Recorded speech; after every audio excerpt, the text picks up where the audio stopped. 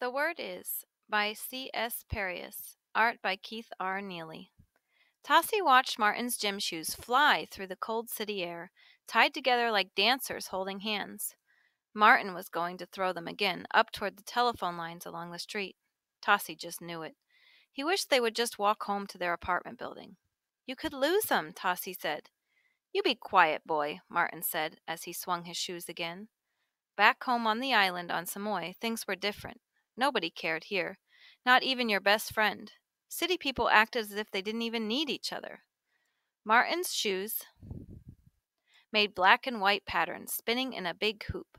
Tossie knew Martin's mama didn't have extra money for new gym shoes.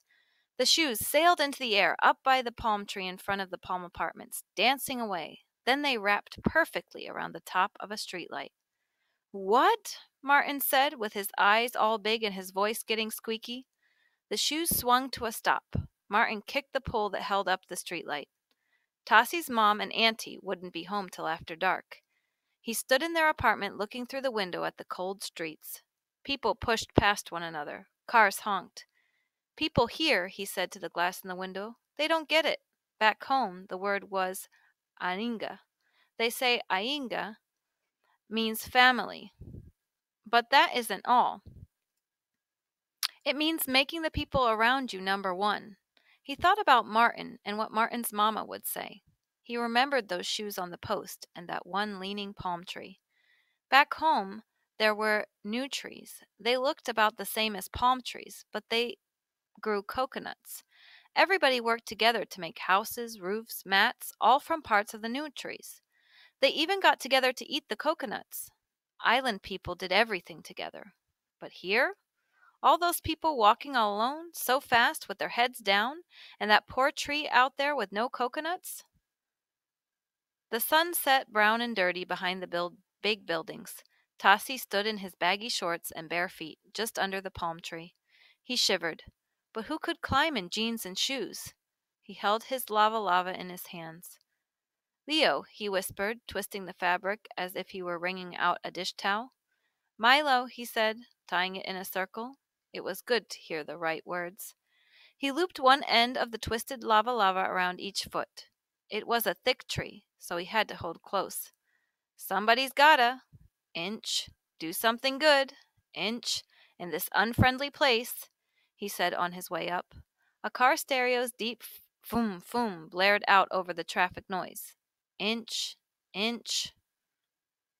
Yellow streetlights glinted off the top of a city bus. There was no stars. Inch, inch. The climb got easier where the tree leaned over. The trunk was rough, but that was okay. The word is mallow. He was doing a good job in a gloomy place. Would anybody else here do that? Inch, inch. Just a few moves to go.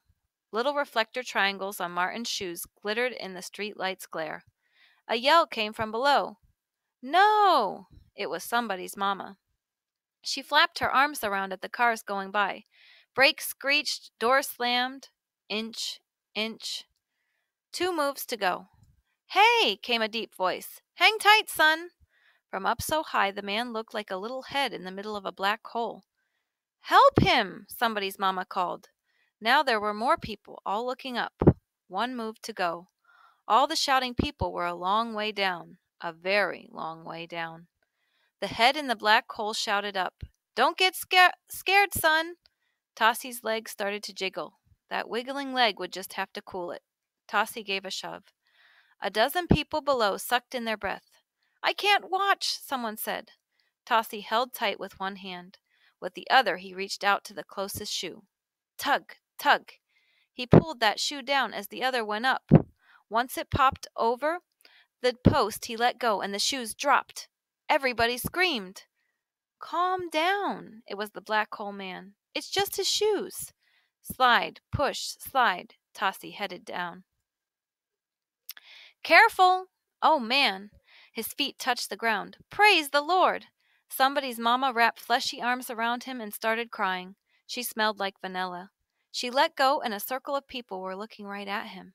2 of them were wiping their eyes. Let's get you home, son. That was the black hole man. He was as big as Uncle Senny, but wearing a suit. He handed over Martin's shoes. Then the black coal man put his big hand on Tossie's shoulder, and the whole bunch of them walked him all the way home. Cars and buses roared and honked, and there weren't any stars.